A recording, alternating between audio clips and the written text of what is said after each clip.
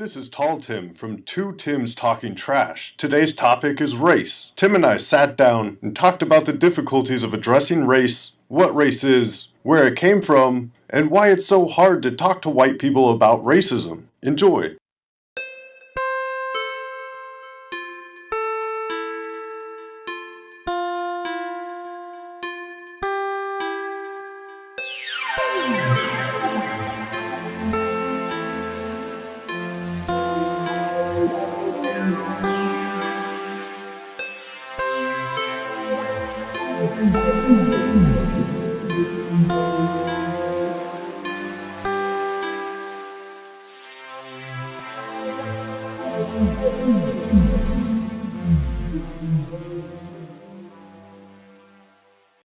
Right, so starting off, I think a question that's not asked very often is, what actually is race? I think we take it for granted. What is race? So we like to start off. What do you think of when you hear the term race? Well, sure. So when I hear of race, I think of a fiction, as Harari says it in Homo sapiens or Sapiens, that it's a fiction that has real world impacts on us, and race doesn't exist. Like deep down, it really doesn't exist. And in what sense does it not exist? Because like someone will say, there are clear markers. If somebody is black, you can clearly see that. If there's another person who's Chinese, there are clear distinctions. Well, we've been searching for this for such a long time. The shape of your skull determines your intelligence. That type of science, that pseudoscience behind race. That's what I think of. I don't really think of it as being an actual thing, other than something that people want to find in order to prove their superiority, if that makes sense. Like white people search for their superiority through the differences in race, I think so. No. What do you think race is? Is it? Yeah, so building on what you say, I agree with you in the way that like so many things that we engage with today, it's a social construction, a fiction, like you mentioned. But I think going by like, if I were to try and define it, I guess it would be like, I guess it's a fiction in the sense of, I don't know, for the listeners out there, if you can, in terms of DNA and genetics, can you find any particular marker that says, hey, you are African and you are Indian and you are Chinese? Is there like a particular distinct marker for that? From what I know, I think you have genetic traits, a collection of genetic traits which are associated with certain parts of the world, but I don't know if that necessarily equates to race. And like just to quickly like even build on that, so for example, something I recently learned was, I just think a lot of these traits that are associated with race, who's to say that these aren't largely environmental rather than, I don't know, like inherently genetic. Like for example, generally speaking, it's accepted that black people are, maybe black African Americans are more likely to develop sickle cell. Okay, but then on the other hand, there's evidence to show that like white Southern Europeans, like Italians, for example, are also more likely to develop sickle cell at a similar rate to blacks. And I think part of that is not down to the race, but they said it's down to the fact that, they both spent a large part of their racial history in hot, humid climates and how that may have contributed to it. So again, it comes down to like the environmental factors and the traits rather than saying, boom, you're this race and this is what is associated with you and this is your neat category. Yeah, to clarify, what Tim was saying wasn't that like there's no origination, points of origin in your DNA. Like you still are able to look at somebody's DNA test. You can send it into like ancestry.com or whatever to find out what percentage Irish you are or whatever. But in terms of there being actual traits aside from just being genetic, if the stereotype black people are better runners, for example, like if you split open somebody's DNA, would you find a running gene that you can point to and say like, oh, this person's black, this person's clearly from Kenya because they have this gene that lets them run better? Yeah. Am I getting that right? Is that what you were talking about?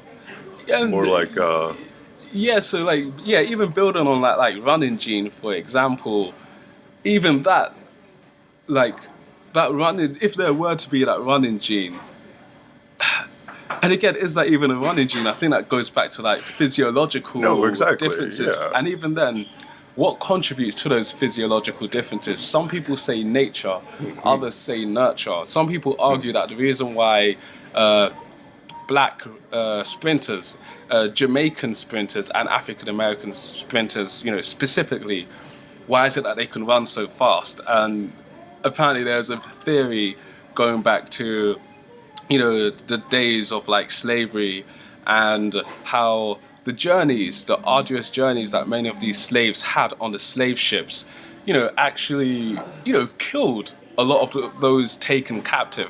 And there's actually an argument that that harsh environment, created an exacerbated kind of like survival of the fittest situation. So you had like loads of these people on slave ships, and maybe 50 or 60% of them died, and then you have the remaining 40%. Those are the ones who have been, they're dwindled. It's dwindled down to that, and they're like seen as the strong ones, and then they're the ones who land on the country, and that becomes the extent of their gene pool. They were selectively bred as well. Yeah. Like race horses, basically. Yeah. Yes. So there is a good case for that. That's certainly beyond something that is inherent, like genes. Yeah. What your body produces because of its proximity to the sun. I think that was something. It was pointed out by the father of sociology in the 14th century. His name was Ibn Khaldun. I'm probably saying that right, that wrong. Yeah. But he wrote this in the Mahirma, which is a very I'm just butchering names, but it's a very interesting take on this. And he pointed out that skin color had to do with he put it in a very strange way, but essentially the further south you are, the more contact you have with the sun, the darker your skin is. Yeah. Which is something that's confirmed by science later on, because your body needs less folic acid and less vitamin C, because obviously you get more of those from the sun. Yeah, the sun is more intense. Right. Yeah. Which is why the white people in the north, people with fairer skin, had fairer skin because there wasn't that much sun, so they needed to absorb the sun more. Yeah. That's really the only purpose for skin color differences, and yet people definitely make it out to be something more like, it's because black people are inferior to white people. At the end of the day, that's the evolutionary argument behind it. Inherent traits, and that these differences, I don't know, like these racial differences can account for like sociological behavior or personality. This is where we get into a blurred line, and I don't know if we're necessarily focusing on the same thing, but it's that situation where if we were to reverse the case and out of nowhere all white people were to, find themselves in Africa for tens of thousands of years or hundreds of thousands of years, who's to say that they won't become black? Then what do we say? What do we say about race? They couldn't live in Africa. There's no Olive Garden. How will they eat? What, like, you mean Olive Garden like the restaurant? American style? Yeah. Yeah. I guess one question is, when and how did race become a thing? Like, Yeah, because it hasn't always necessarily been a thing. No, Like, exactly. don't get us wrong. Like, people of different races, quote unquote, have engaged and traded with each other for ages, for thousands of years. You always hear stories about trade and explorations that happened during the time of the Roman Empire. Like, this diversity has always somewhat been there, but They've always noticed the differences of other people at the end of the day, but it wasn't as formalized, right? Yes. Right. So I think we both agree that the modern conception of race began in the Enlightenment era, when Europeans were just like shitting on everybody, and they were like, "Why are we so good? Why are we the best?" And so there was that newfound study called science that they started to use, that they started to apply to this question. So they would create like a pseudo science built around this question as to why they're so superior. Yep, and building on that, I'd say, a key part, or towards the end of that era, a crucial part of the Enlightenment, or just that period in general, in terms of the late 14th century, or the 14th century the 15th century in general, was Columbus and the discovery of the New World. We do have to bear in mind that discovering the Americas, it's not just about, the United States was discovered and people decided to live there. It's also the fact that in discovering that, entirely new species and geography and fauna and the sort was discovered, and that also warranted more research surrounding the natural sciences. So that also kind of like played its role in it. And I guess thinking about Columbus and the discovery of the New World, how do you think that may have, as an American yourself, how that may have, influenced our concept of race? Well, they didn't have an Olive Garden. I'm going to stop making that joke. Back to the Olive Garden. Yep. But they definitely got there and was like, wow, these people are savages. And not to mention that all of these people were dying because of the diseases that Europeans carried. So Europeans had this idea like, oh, we have guns, we aren't dying of diseases that the Europeans have grown immunity to, and so forth. But they also saw a point of power, that they could overpower these native people, and they kind of wondered like, why is this happening? In terms of being American, like, it's built into our system. America was founded on that very basis of white superiority, the superiority of the Europeans, of people of European descent, specifically Anglo-Saxons. Yes, yeah. Because obviously, like, Mexicans nowadays, or anybody south of that border, are viewed as inferior. So it's Anglo-Saxon.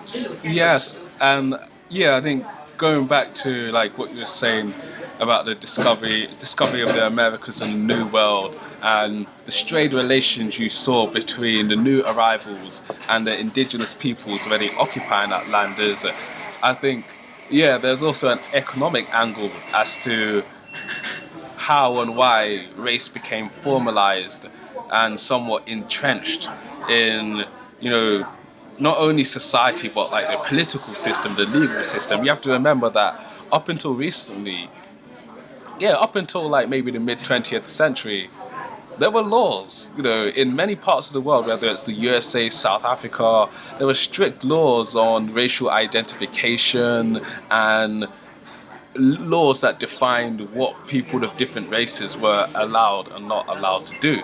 It wasn't until recently that we had a very much race-based society, and I think part of why you had that come about was I say from speaking, put my economist hat on, is, an economic necessity. I think that when you're Columbus, or, you are Spain, or you're these different colonial powers, you discover these large lands, and, in order to, first of all, take control of the land, maintain control, and extract wealth from the land. Yeah, you need people to farm and work that land. You need to build infrastructure on it. You need to have a secure and stable environment for businesses. And there's no way you're going about doing that without finding some way to keep the people already occupying that land, the indigenous people, at bay. It's either you have to find a way to justify subjugating them to different laws or exterminating them, like in the case of the Native Americans. You need to find a way to appease them, to keep them at bay, to do most of the hard work that is required in kind of building a land, a land with vast wilderness that hasn't been untouched land, to build it up into, this vision that you have. Historically, it was pretty blatant too. So the goals of Spanish conquistadors it's called the 3 Gs: God, glory, and gold. Yep. So they wanted these 3 things. They wanted to spread the word of God. They wanted to bring glory to the Spanish Empire, and they also wanted gold. They wanted wealth, which is one of the reasons why Columbus was doing what he did in the New World, which was to find gold. He needed to pay back the loan for sending these ships out, and he thought that he was going to find China, so he thought he was going to become rich beyond his beyond what he could think. But it turned out that he landed at a place with no Olive Garden and a bunch of potatoes. So you can't really pay back the loan that way without anywho. But even then, even when it comes, like you're saying, there were certain parts of South America that did have gold, and in order to get that gold, you need to mine for it, and mining requires, mass execution, like mass use of. You need a lot of labor, you need a lot of manpower for that, and you can either spend all the time and money shipping people from Spain over to do it and risk the death and all the costs that come with that, or you can make use of the local population, and that's which one's more economically viable. Of course, and that's where you find race used as a means of having those people, categorizing them in a way that can clearly identify their role and have them slot smoothly into a system, have them slot smoothly into a hierarchy that is conducive to the economic mood of that time. Tim and I are like the Run the Jewels of podcasters. Run the Jewels has a pretty accurate line. I think Killer Mike delivers it. He says, 1 black, 1 white, we grab the wheel, or something. Running the jewels of the game. Anywho. Nice. So this opens up an interesting conversation that we can have with each other, which is the first time that we had to confront racism. And so, Tim, when would you say that first time was, when you knowingly had to confront it? When you first realized, like, this is your reality? Yeah, so I'd say, as a person of, Afro-Caribbean descent, my family are from Jamaica. I was born in the UK though, and that's mainly most of my story.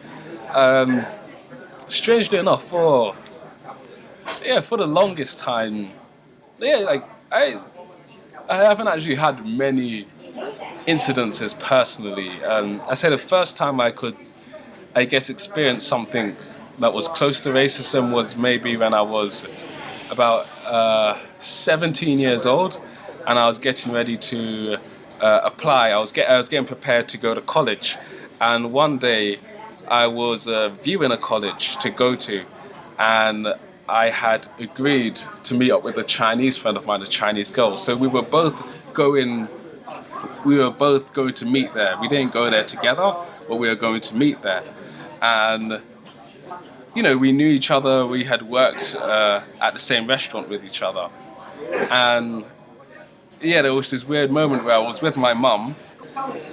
Yeah, so this was an open day for the college, and we were at a garden, not an olive garden, and I saw her like across from me, like maybe about 25 yards, 50 yards out from me, and I was there with my mum, and I saw her face, I recognized her, and then I went like, hey, like Mandy, let's just say that was her name. And I was waving at her, like, Mandy, it's me, Tim. And she was there sitting at the garden with two other white guys. And, I was waving at her, going like, hey, Mandy. And she just didn't acknowledge me. Despite the fact that we had worked together on almost a daily basis for about 2 months, at this time, when she's at the open day with these two white guys, Whoa. She happens not to remember me. Was it because she was being, was it because she was just face blind, or because she didn't want to talk to you? Like, was it on purpose, would you say? It's one of those things where... To, like, avoid you? I think it may have been because of, maybe she might have felt embarrassed or on the spot because she's with a group of white guys and she doesn't know how they would interpret that situation, or whether she would want to be associated with me when she's around them. Because that's really strange, though. Yeah. Another thing surrounding this, was also, at quite a prestigious university. So the type of white guys she may have been with were quite like middle, upper class, well off. So there may have been that class complexity to it as well. So. And it's that type of thing of maybe some of the listeners, and this is another thing surrounding racism, which is, in a way, it's quite frustrating in that it's adapted to modern times. It's not like before, where the racism was a lot more open and you had signs saying no blacks allowed, and people say nigger openly on the street to people. But it's, it's become more subtle because people can't do those things anymore. It's not socially acceptable. People such as myself, people of color, would argue that it's simply adapted. There are still a lot of people who do racist things, sometimes unwittingly, but it's reflected more in the treatment or what is not done rather than like what people say. So that example I'm giving you, I know a lot of the white listeners or some of the other listeners will go, oh, maybe she just didn't recognize you. Maybe it's just in your head. That's what we're always told. Maybe it's in your head. Maybe it's you being paranoid. Try not to think of it as race. You have no proof. You have no evidence. But then when you put yourself in my shoes, it seems blindingly obvious. It's like, hey, we've known each other for months. We work together for nearly every day. It's safe to say we know each other. We were speaking to each other on email the day before I bumped into her there. She knew that I was going to be there and I was going to be at that specific location, but she just happened not to recognize my face. What else could it have been? The biggest part about experiences with racism is intersubjectivity. So, like, if a white person hears that, they'll just be like, oh, it was this and this reason or whatever. But, I did want to ask that question because it's a personal experience that happens to a group of people. It's intersubjective, but it's also something that can be easily excused. It's no definitive proof. No, exactly, and that's the big thing. It was probably a bad idea for me to ask for clarification because, I generally don't have things like that happen directly to me in that same way. In America now, like, black kids, instead of having the talk about sex or whatever, the talk for black kids is how to deal with police. Yeah. How to essentially not get shot by law enforcement, how to act unsuspiciously, what specifically you need to do. And that's something that, like, that I've never dealt with that before. My parents didn't have to sit me down and tell me, look, you have to act this way, otherwise you'll die. You'll essentially, you might get beaten, you might get shot, but that doesn't happen to us. We barely hear about it. We barely hear about the experiences of essentially our own neighbors, our own friends, our own coworkers, and everything. So,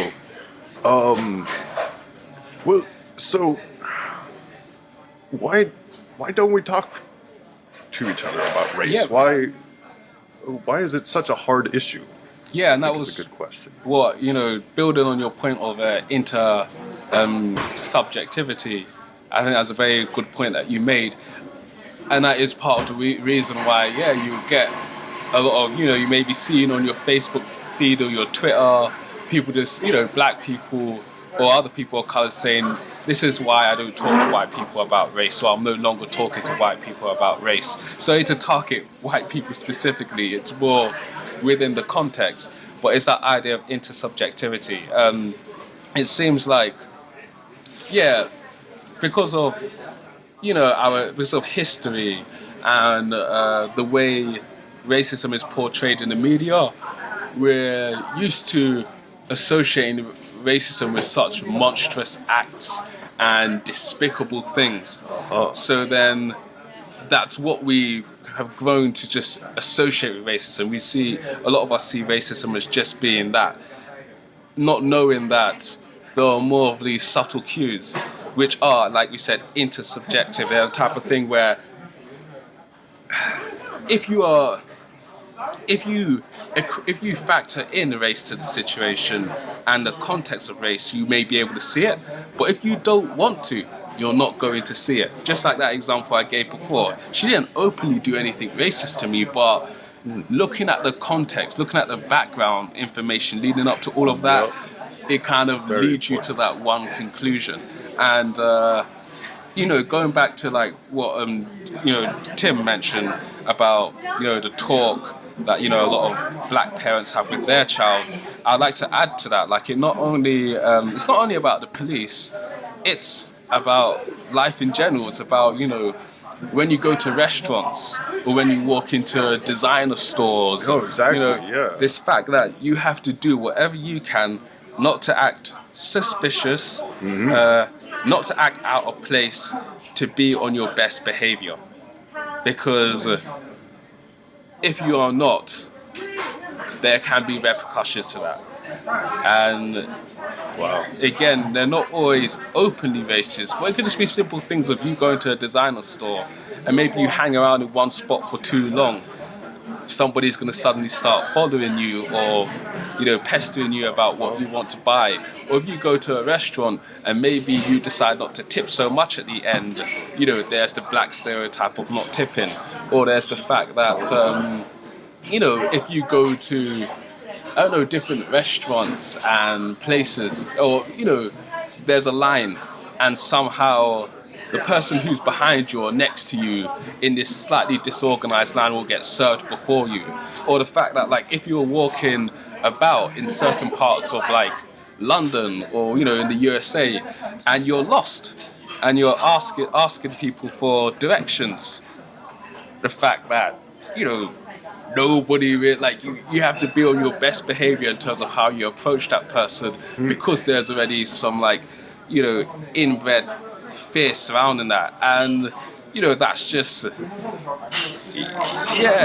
kind of intersubjectivity. Like, a lot of the racism you see nowadays is more in the actions of people and their difference in treatment to people of color compared to others. Like, just this morning I was reading a few stories about racist incidents in America. Now, of course, there was the one that recently happened with the black guys at the Starbucks in Philadelphia. Did you hear about that? Oh, I didn't hear about this. Yeah, so essentially you had these two black guys in a Starbucks. Yeah. This noise. I think it's okay. It's not that big. Okay, so yeah, we had these two black men who were waiting in a Starbucks for their friend. And, they're just kind of waiting around. They're like, maybe they'll looking to buy their coffee once everyone is there, so maybe it doesn't get cold, or they can just out of politeness, social convention. Get the order together. Exactly. And I think one of the staff complained, like, what are these people doing here? They're not buying anything. They're acting suspiciously. Oh. And next thing you know, the police were called up on them. Yikes. They're waiting at Starbucks. They got the police called on them, and they were detained for 8 hours before being released. This is obviously like such a dubious charge. And then there was another story I read about a black guy who was using the gym in New Jersey. So this black male was a paying member of the gym, and he got pulled up outside. They were asking him questions about whether he paid or not. It goes back to those things, like, okay, you can, if you want to say that they're not being racist, and maybe that will help you feel better at the end of the day. But to anyone who gives a damn, it's blindly obvious. When was the last time you, as a paying member of a gym, got questioned about that? And exactly. even when you showed your card and it showed that you were a member of the gym, you weren't allowed to re-enter.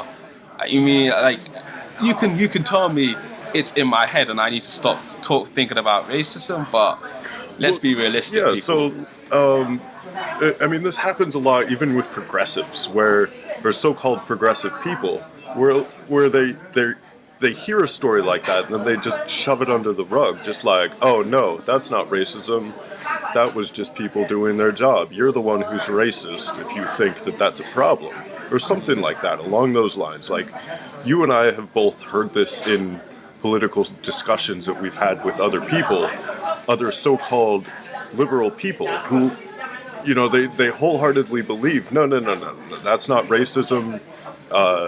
We're in a post-race society. Everything's peachy. So I'd imagine that it's super hard to talk about this, about race, with other people who don't experience that, or who aren't open to hearing about experiences like that. Because you have to go out of your way in order to hear about certain experiences that black minorities, anyone has, any challenges that they have with racism.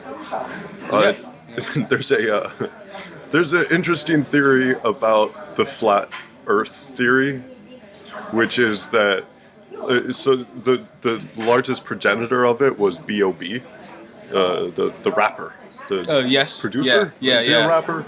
Anywho, so it was kind of tongue in cheek as a way of pointing out the flaws of intersubjectivity, whereas according to maybe I won't explain this as well as I could, but according to some people, the Earth is flat and there's nothing that you can change about that.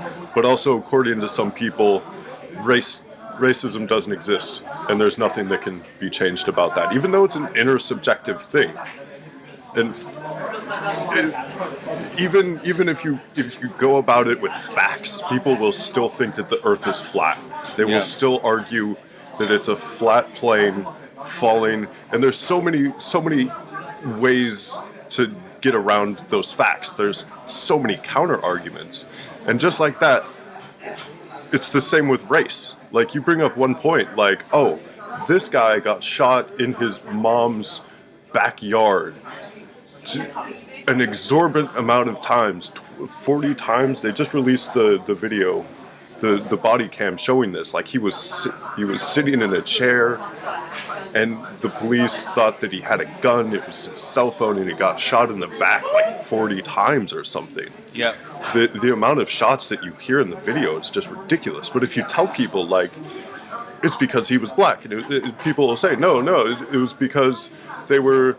They have so many excuses. Look for something else to justify exactly. the position. Yeah. Even though it happens all too often, like, it happens way too many times, but because they're separate incidences and people don't see the larger intersubjective happening, the going on, that they just they isolate the incident and then they find a way to justify it. So for every time that this has happened, from I mean, this has gone on forever, but for example, the difference between Trayvon Martin and the whatever other issues might happen later on, there's always an excuse for it. Yeah. There's always an excuse for like, Tim's story that he just told. There's always some way around it. And so the world's always going to be flat, according to some people. I think is the biggest takeaway from it. Like, no matter what you say about it. So.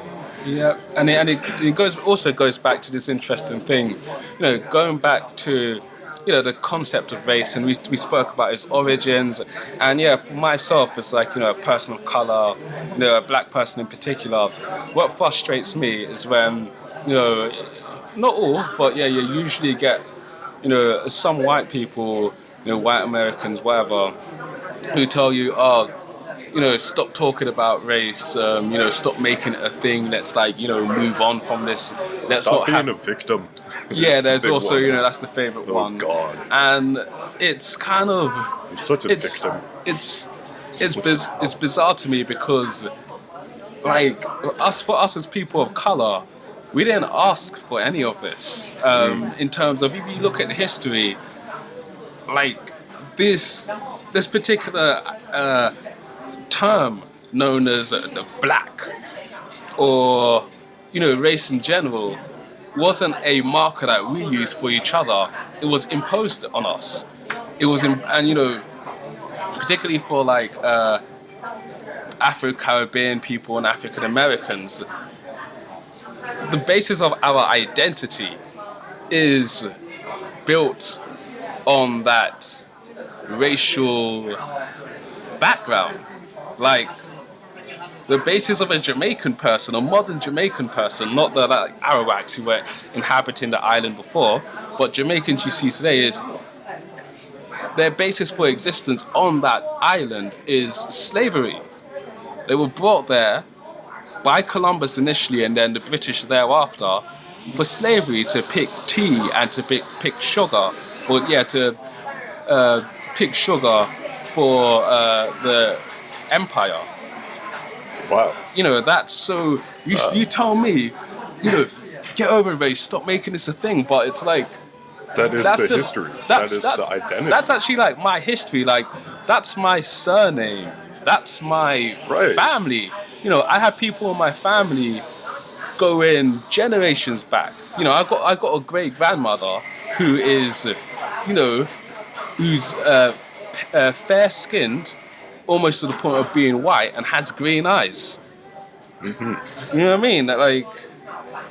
That's, she's from a place called St. Elizabeth's, which has a notorious reputation for the slaves having mixed with the slave masters, and sometimes even getting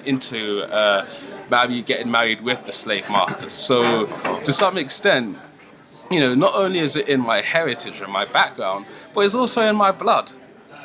And it's like that for a lot of African Americans as well. It's the key basis for us. Our origins, as we are currently speaking, are entrenched in race. You know what I mean? So just like how, when a lot of, say white Americans talk about America and its history, they're going to focus on the founding fathers. They're going to look at it from a more, a broader viewpoint.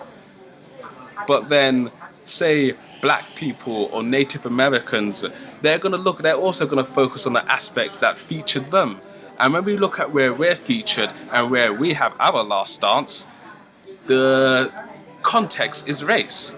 So how do we suddenly forget about that? How do we suddenly just ignore it? That to me doesn't make sense. Absolutely. So, white European Anglo-Saxons are afforded their identity. They're allowed to be like, oh, I'm 7% German, 40% blah, blah, blah. But, until recently, there wasn't really a strive for the move towards black identity. Things like Kwanzaa. Yeah. These are recent moves to enrich people's histories, and they, for the longest time, like black people especially, they've been told like, no, your history is one of race. It reminds me of the Kendrick Lamar song, "I got royalty, got loyalty inside my DNA." Yeah. Like that was a recent stance that was made. Like, no, we come from a land of kings. We was kings, as like a lot of white racists like to try to say and take the piss out of. We was kings. We come. I'm trying to think of who said it, but come from the land of kings and professors. Because there's so much history to Africa that is just lost through racism. It's one of the most diverse places of history, of culture, and we've severed the connection there. We say to black people, like, no. For descendants of black slave to the connection is severed. Yeah, of course, right. I mean, aside from the language, all we know of our history, for me as a Jamaican, is slavery. That's right. all I know. My surname, the surname of my family, my recent family history is etched in that. Maybe even like the slave ship, the name of the slave ship. Like that's as far back as the recorded history goes. Yeah. You could take a genetic test, but that's not the same thing. That's not going through the records and saying I got family in East Africa that I could go and visit right now. It's not the same. Meanwhile, I could go to my own great grandfather's gravesite. Because I'm afforded my history. And that's a really interesting aspect of it that I never really considered. Yeah. Something similar really happened with Native Americans, where they were forced to go into schools. They were brutally beaten if they spoke in their own language. Yeah.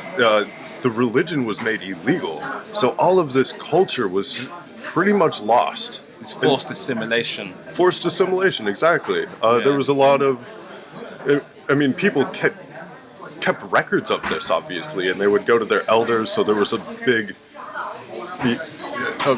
major part of their identity was kept, but for the most part, it's lost on a lot of people, a lot of Native Americans. It's so sad too. They lose their mythologies, they lose their histories, they lose something as important as language, just because some Anglo-Saxons felt like that these Native Americans were savages. Yeah. They had a written language, and there is records of this hidden in museums, but they don't want to show it. And it's just the most barbaric thing. Isn't that just amazing that these Native Americans had cities, they had pyramids in North America. They had writing systems that looked like hieroglyphics. Like these are massive revelations that are just shoved down into the galleys of history just because you're the victim. Discussion on race, and obviously as a white person, I'm interested in learning about how we can talk about racism in a productive way, like what we can do to better the conversation. Yeah, so I say focusing on that, I guess an important thing to bear in mind is saying or doing racist things doesn't necessarily make you a racist, if you see what I mean. I don't know, for any of you, I'm sure with a lot of you, in terms of your experiences with other people, like people of color, one thing you'll notice among black people and people of color is that of those you know in person, how many have actively, flat out accused you of being a racist? That is something that, for us as people of color, because of the severity that we attach to that term, we apply very carefully. I can count on one hand the number of people I've openly said, "You're a racist," okay? And we reserve that term for actual racists, for people who, in every shape and form, think in a racist way and don't necessarily have much of an issue with that. Okay, there are those people. Maybe they're like the 5-10% of the white population, perhaps even lower. And then there's everyone else who, at times, have racist moments, harbor racial prejudices or stereotypes or implicit biases that need to be addressed.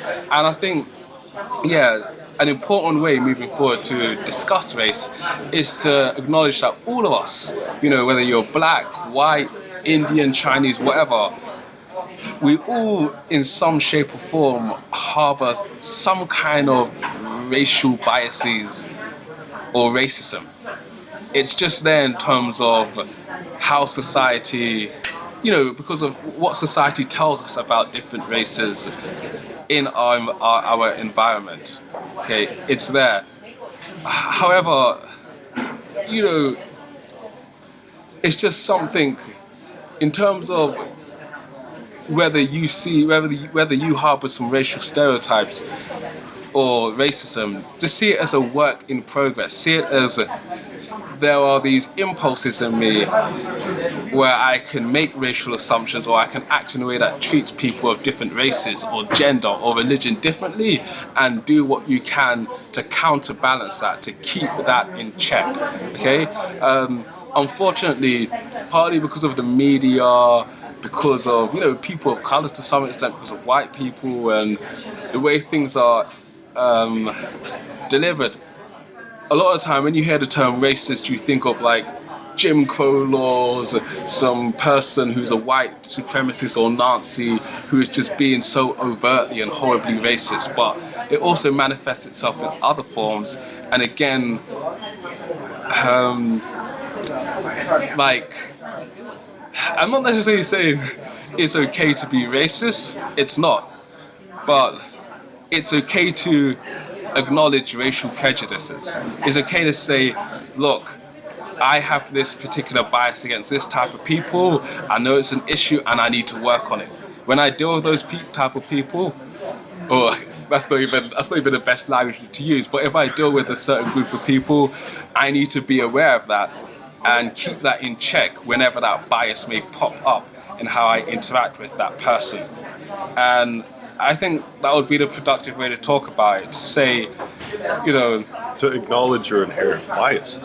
Yes, yeah, just like how there are times where I will speak with my girlfriend or other women and I will say, there are times where I have some sexism in me, in terms of if I'm at the workplace, I'm more inclined to talking over a female colleague or even a female superior, or I'm more prone to maybe exhibiting aggressive language and mannerisms towards a woman because maybe I don't fear the same type of repercussions that I would with a man.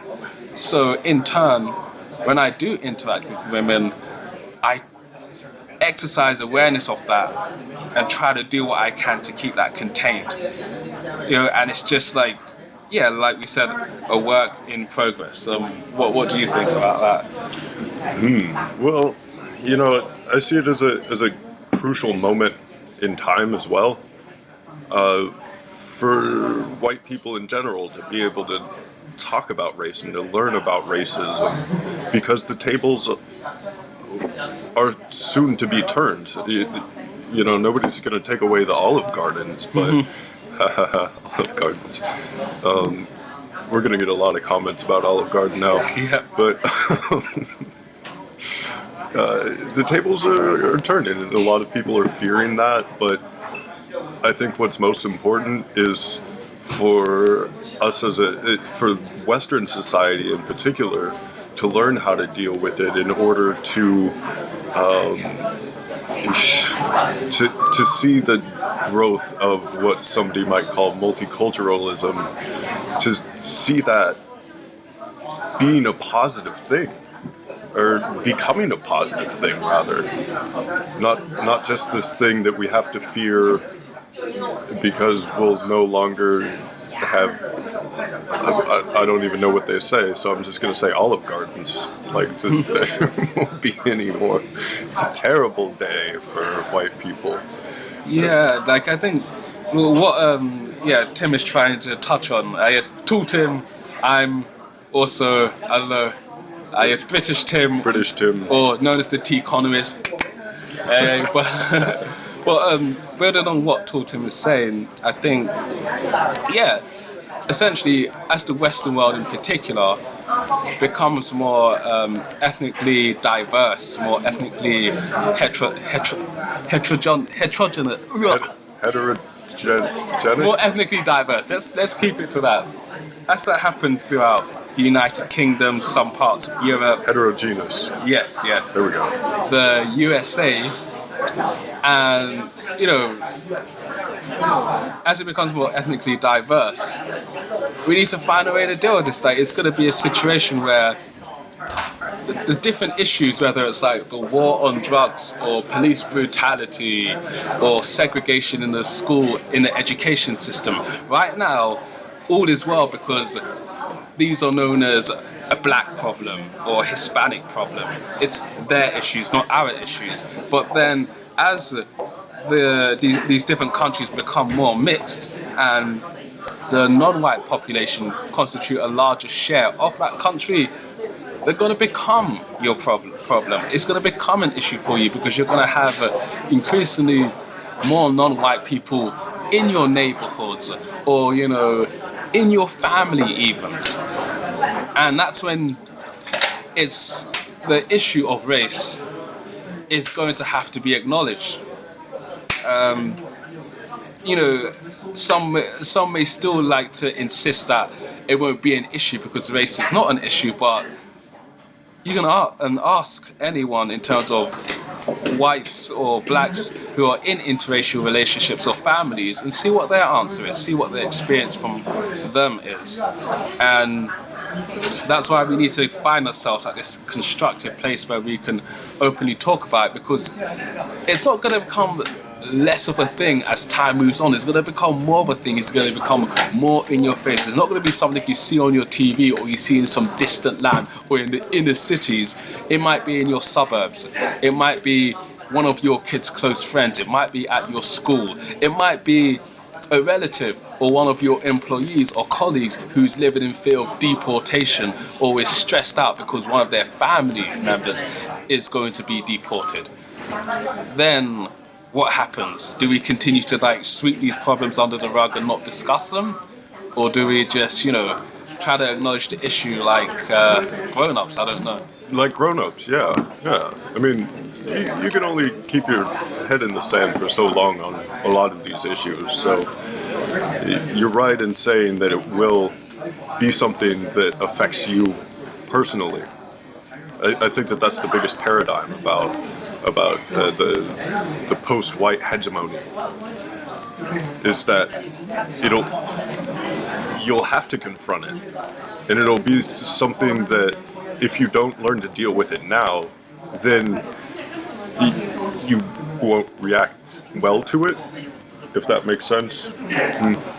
It would be like if they took away all the IKEA stores. Like it would be chaotic. Or if they banned fanny packs. I'm just coming up with white stereotypes right now, but anywho. But also, and this is the adverse impact. So for example, I guess one good example of this, for us being here in China, is, one of the main reasons why so many of us are here in China in the first place is because over the past 20 years or so, China has become an economic power. They're increasingly more relevant, and their economic pool and sway has meant that more of us as foreigners, as Westerners, find ourselves here because of the economic opportunities, because increasingly larger shares of global business is being done here. We find ourselves in China. And now we're here in China. Some of us are living among non-white people, having to somewhat integrate into this society, and you're getting a situation where many of us, some white guys included, are here in China, maybe for the longest time, they haven't had much association with race or people who don't look like them, and suddenly you have a Chinese wife and then you have a mixed race child. And then you go back to your home country with them and you have to confront it because somebody might call your wife names or, tell her to leave the country or something. Yeah, or somebody might call your child Chinese. That might be strange to you, but that's race. It's race. And what do you do about it? Do you go, oh wait, what are you talking about? Ignore it, race doesn't exist, blah blah blah. I don't know. And that's just one example of how, as the world is becoming a smaller place, these issues, before when they could be ignored and swept under the rug because it's not our issue, it's not so simple anymore. That's for real. Well, I think that we're at a good time to end. So, yeah. Thank you for listening to this special podcast. Yes. It is up on Stitcher. It'll be up on YouTube later. Don't forget to follow, share, like, complain about it. Yeah. Tell us what you think was wrong, if you disagree with us, or if we could have done something better. But it's a pretty good conversation, I'd say. Yeah, definitely productive. I think we went over a lot of areas in terms of history and society, culture. It's quite extensive. Big topic. And we'd love to see what you have to add. Let's make a discussion. Let's make a fruitful conversation out of this. I think there's a lot to be had from this topic. Thank you for listening, guys.